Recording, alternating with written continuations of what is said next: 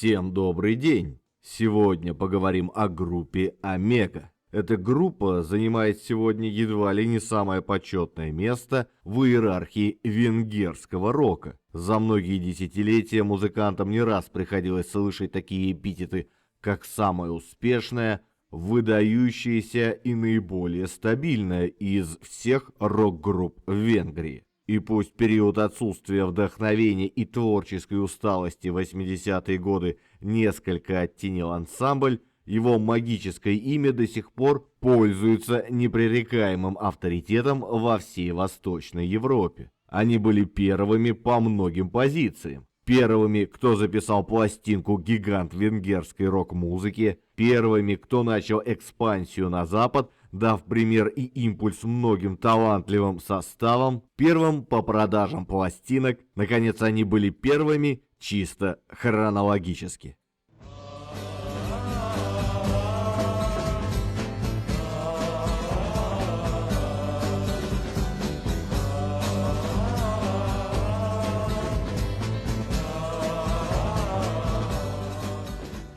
Первый состав музыкантов был образован на базе двух объединившихся студенческих групп Будапешта, которые дебютировали концертом в Политехническом клубе в 1962 году. Как часто бывало в то время в Восточной Европе, первые записи являлись переработками популярных рок-н-ролльных стандартов, но вскоре венгерские ансамбли стали петь на своем родном языке. Среди них была и Омега. Это время совпало с судьбоносными переменами в составе и событиями, ознаменовавшими конец любительщины и полуизвестного существования. В группу пришел новый бас-гитарист Тамаш Михай, который привел с собой молодого клавишника и композитора Габора Прессера, ставшего основным автором музыки в группе. Тексты песням стала писать талантливая студентка Анна Адамиш. Вместе с Прессером они составили один из самых ярких творческих тандемов в истории венгерской музыки. Окончательно состав стабилизировался после прихода соло-гитариста Дьердя Моунера. В этом составе группа олицетворяла собой молодежную культуру уходящего десятилетия. Но до признания группы в Европе и мире было еще далеко.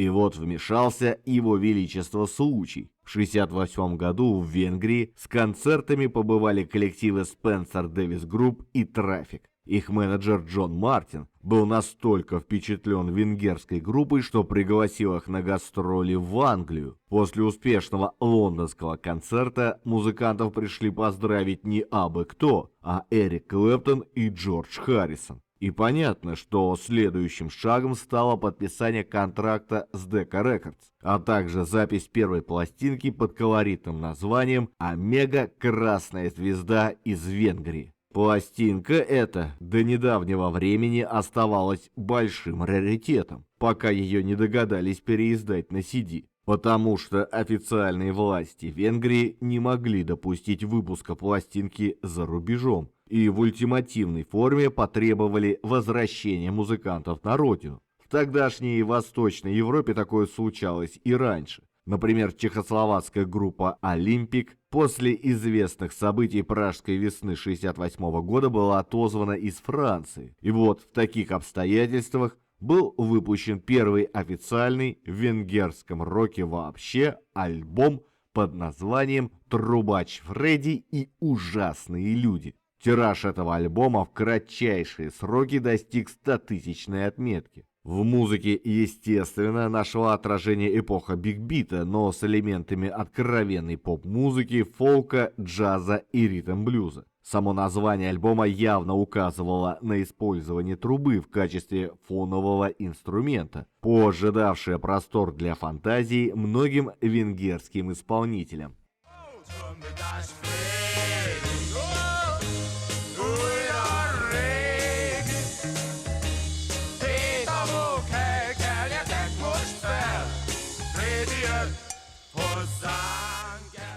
Окрыленные успехом, Музыканты решили продолжить в данном направлении и в следующем году выпустили новый, еще более успешный альбом «10 тысяч шагов» во главе с прекрасной балладой «Девушка с жемчужными волосами». Написанная под народную песню в виде гимна, она до сих пор имеет огромный успех у венгерской публики. Кроме того, ее пронзительная основная тема идеально подходит для исполнения хором на концертных площадках. За эту песню музыканты даже получили по мотоциклу на токийском фестивале «Ямаха».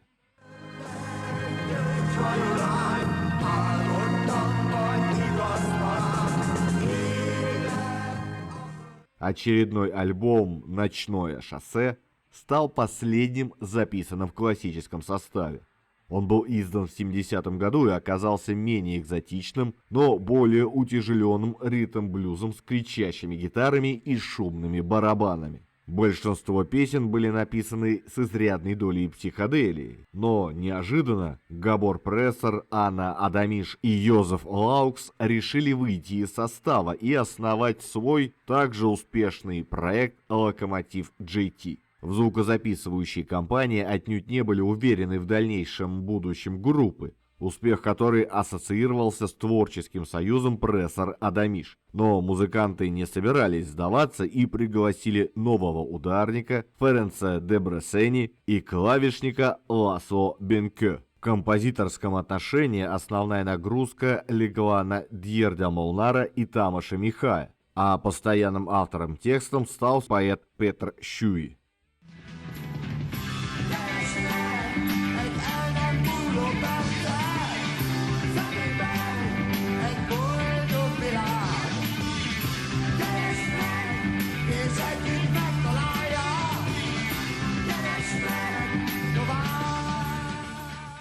Со сменой состава трудности не закончились. Планировавшийся альбом «200 лет после последней войны» был запрещен цензурой, за которую музыкантам досталось лично от директора звукозаписывающей компании. Но запись сохранилась и пролежала в архивах, пока в 1998 году не была издана под первоначальным названием и в полном виде. А тогда, в качестве компромисса, в 1972 году был выпущен концертный альбом, записанный во время национального турне группы в январе-марте 1972 года. Обернутый в оригинальный алюминиевый конверт, он в визуальной форме доказывал потерявшим надежду, что Омега по-прежнему живее всех живых. А в музыке они ответили на сомнения мощнейшим хард- и блюз-роком, на который только были способны. К счастью, эпоха испытаний подошла к концу, и группой заинтересовался немецкий продюсер из Франкфурта Петер Гауке, который организовал контракт с фирмой Bellafon Records. Вскоре англоязычные компиляции поступили в продажу на европейском рынке. Таким образом, начался второй успешный этап венгерского вторжения в западный капиталистический мир. Об Омега стали писать в журналах New Musical Express и Bravo. Она фигурировала в хит-парадах наряду со звездами английской сцены. На родине музыкантов дела тоже стали налаживаться.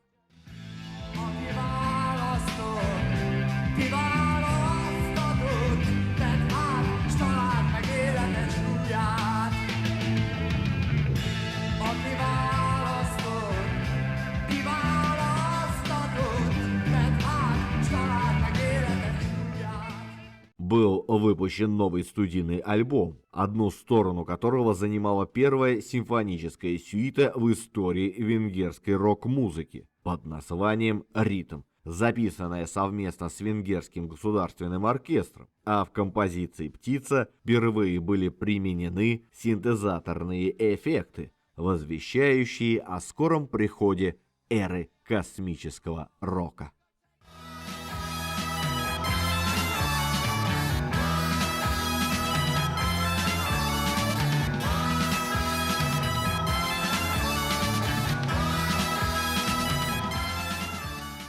А если вам нравится ролик, не забудьте подписаться и поставить лайк. Если хотите послушать музыку, заходите в мою группу ВКонтакте. Там я собираю все треки из роликов. а в своем телеграм-канале я делюсь впечатлениями при их создании. Все ролики я делаю самостоятельно в свободное время после работы на чистом энтузиазме. Поэтому, если вы считаете, что мой труд достоин поддержки, помочь мне вы можете через сервис Boosty. Также веду страницу на Яндекс.Дзене. Если пользуетесь им, буду рад видеть вас и там. Все ссылки оставил в описании под видео. Однако за этими интересными экспериментами скрывался не более чем хард-рок, просто с ярко выраженной клавишной секцией. Это направление прекрасно иллюстрирует и очередной альбом «Помоги мне найти меня», заглавная одноименная композиция которого стала одной из лучших песен и прочно вошла в их концертный репертуар.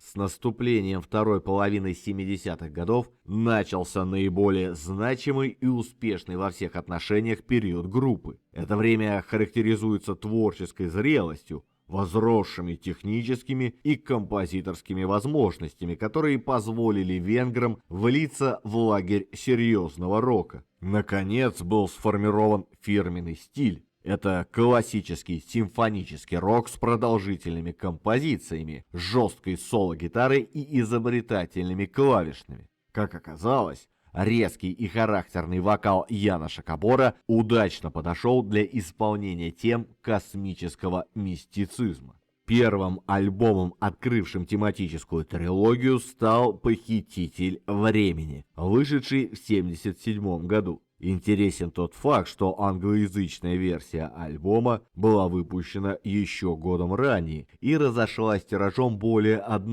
миллиона копий. По многим параметрам эта пластинка является лучшей в дискографии группы. В успешный гастрольный марафон добавилась также и ФРГ, где Омега выступала вместе со Scorpions. Кстати, данный факт вызвал раздражение у политиков ГДР, которые направили жалобу венгерскому правительству против группы, которая играет неправильную музыку.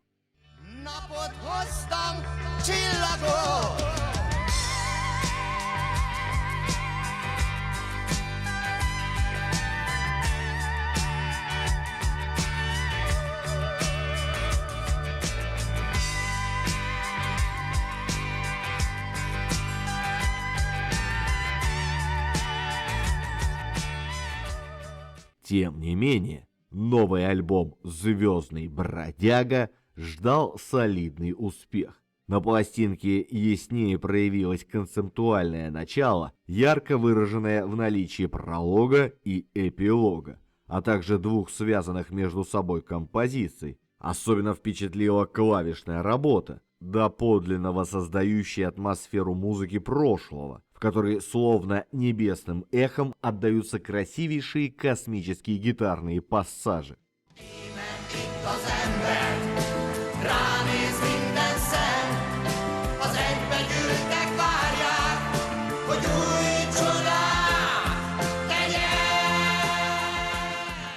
Трилогию закрыл альбом «Гамма-Полис», вышедший весной 1979 года и разошедшийся самым большим тиражом в истории венгерского рока. Альбом получился все таким же красивым, атмосферным и лиричным, но аранжировки стали несколько проще. К сожалению, в новой концепции практически не нашлось места соло-гитаристу, роль которого постепенно оттенялась. А сам альбом стал переходным к эпохе электронно-синтезированного звука.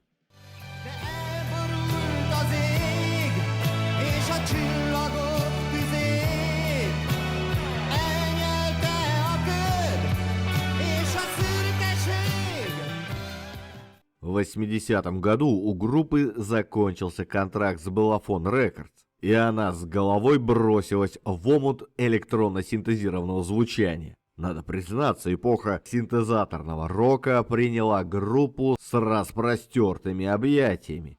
У них была самая высокотехнологичная студия. Они были одними из первых, кто популяризовал чудо-машину синтезатор. Среди тех, кто пожелал помочь группе преуспеть в новом качестве, был известный дископродюсер из ФРГ Фрэнк Фариан. Об имевшем месте факте сотрудничества напоминает англоязычный альбом 1981 года.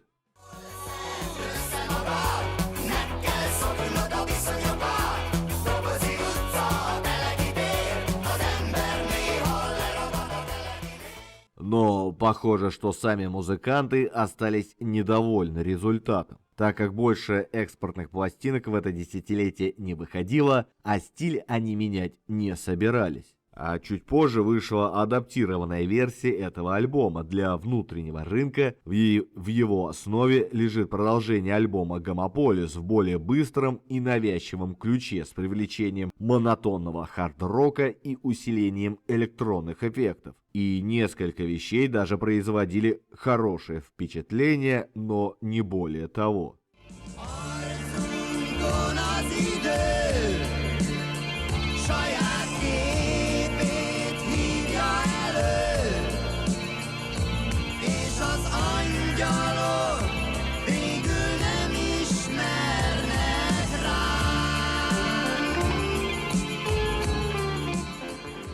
К середине 80-х годов творческая активность группы снизилась до минимума и ограничивалась лишь немногочисленными концертами на родине. Кроме того, Ласло Бенкё и Тамаш Михай были заняты своими сольными проектами, в которых старались переосмыслить наследие Омега. Лишь в 1986 году имя группы снова оказалось на слуху, когда музыканты в полном составе были отмечены престижной премией имени Форенса Листа, присуждаемой в области музыкального и театрального искусства. В том же году вышел и новый альбом под названием «На темной стороне Земли».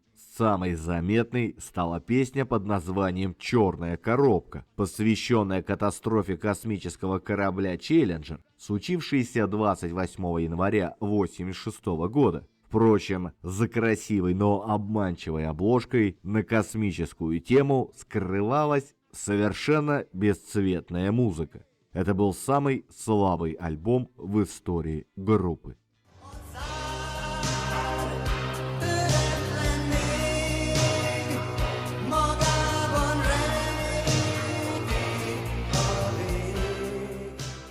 Главным событием 1987 года стал четвертьвековой юбилей группы, отмеченный двумя концертами. В качестве подарка музыканты получили символическую алмазную пластинку за 5 миллионов проданных экземпляров своих работ. Также на прилавках магазинов появился новый альбом, на первой стороне которого выделялся медленный номер «Утренний океан». В целом музыка приобрела некий медиативный оттенок, чему способствовали мистические тексты нового автора Андраша Трункаша и обращение к восточной тематике. Эти события предшествовали 7-летнему перерыву в творчестве ансамбля.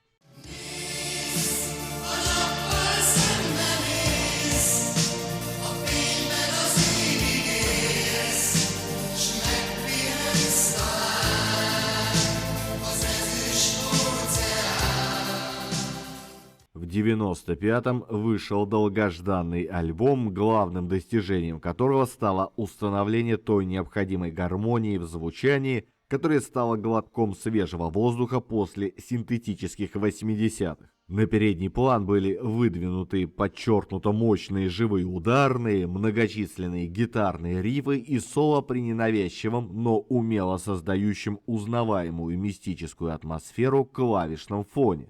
Многие композиции были проникнуты энергетикой Hard and Heavy. Этим музыканты немало обязаны поддерживающему гитаристу Тамашу Секерешу, ставшему незаменимым помощником группы на последующих концертах и альбомах.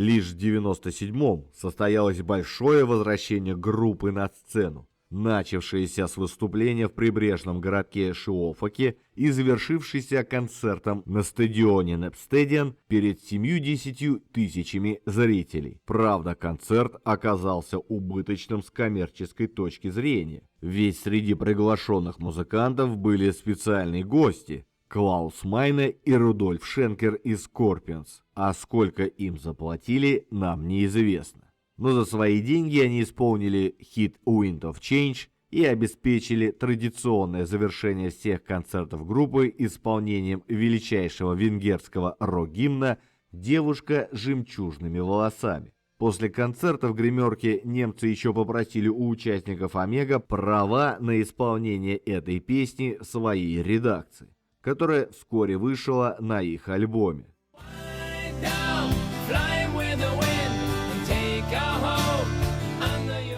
В 98-м вышел 15-й альбом «Звуки жизни», который снова оказался под влиянием коммерческого хард-рока и синтезаторных эффектов. Впервые выход пластинки не сопровождали концертные турне и прочие промо-акции, лишь заглавная композиция фигурировала на двойном концертном сборнике, записанного по специальному поводу. Дело в том, что музыканты основали компанию, где каждый зритель при покупке билета становился акционером общества поддержки молодых талантов. Именно этому событию был посвящен оговоренный живой альбом и одноименный первый DVD, появившийся год спустя. А самым ярким и запоминающимся событием начала нового тысячелетия стало совместное выступление Илес, Метро и Омега в рамках единственного концерта, состоявшегося в 2001 году. Кстати, именно в такой последовательности ансамбли отыграли свои сеты, а под конец публика устроила громогласные овации, так как все три ансамбля вышли на сцену вместе. Тем не менее, концертная часть каждой из групп вышла на отдельном DVD в составе общего бокс-сета. После этого наши ветераны несколько отошли в тень и направили свои силы на переиздание своих старых работ, заново сведенных на цифровой аппаратуре, ради чего им даже пришлось порыться в архивах. Впрочем, к 2006 году Омега провели ряд крупных концертных турне, однако верные поклонники пожелали снова увидеть группу в студии, и в 2006 году вышел альбом под названием «Небесный знак». И вследствие долгого перерыва пластинка уже через месяц стала золотой и долгое время держалась на вершинах местных чартов популярности. А год спустя Омега уже праздновала свое 45-летие. Причем им преподнесли, вероятно, самый оригинальный подарок на день рождения. Звезда из созвездия Большой Медведицы получила название «Гамополис» в честь самого успешного альбома группы.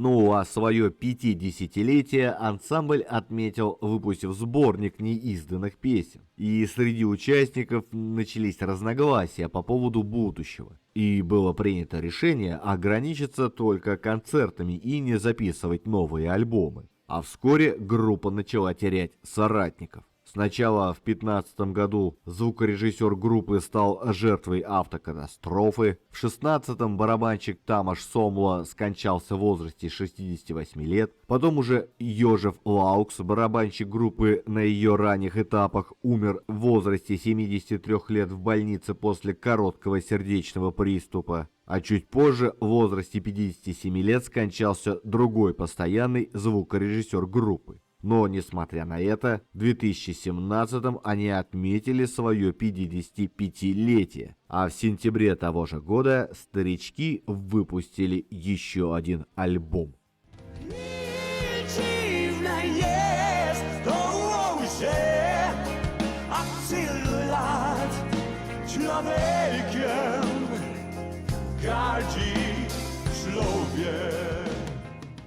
В 2020-м выходит 17-я и, к сожалению, последняя пластинка группы. Этот альбом имел огромный успех, став 5-кратно платиновым. Однако он станет последним для клавишника группы Ласло Бенкё, который скончался в возрасте 77 лет. А чуть позже от рака легких скончается и басист группы Тамаш Михай. Чуть позже певец и фронтмен группы Янош Кабор в возрасте 78 лет скончается от болезни, вызванной эпидемией коронавируса. С его уходом легендарная группа окончательно прекратила свое существование. Что можно сказать в конце? Группа создала неимоверное количество замечательных музыкальных композиций на любой вкус и цвет в любых вариациях и под любой жизненный случай. Эта группа поистине национальная гордость Венгрии.